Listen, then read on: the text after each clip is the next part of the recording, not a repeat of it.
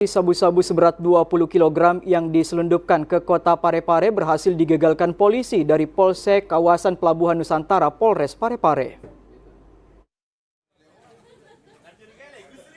Aparat polisi dari Polsek KPN Polres Parepare berhasil menggagalkan peredaran narkoba jenis sabu-sabu seberat 20 kg yang diselundupkan di kota Parepare.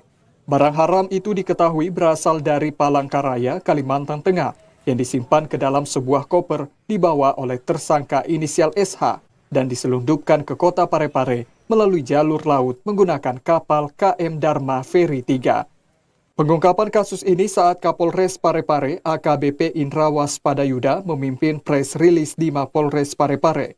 Dalam press release, Kapolres mengungkapkan tersangka masuk dalam jaringan internasional.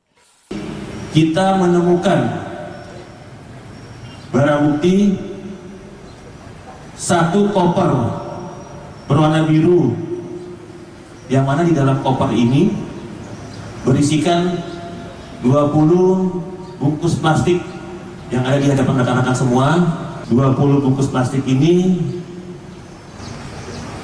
modus yang sering digunakan oleh jaringan internasional Freddy Pratama,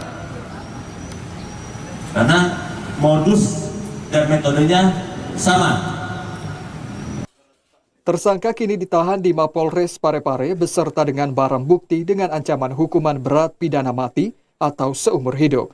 Dari Parepare, Amiruddin TVRI Sulsel melaporkan.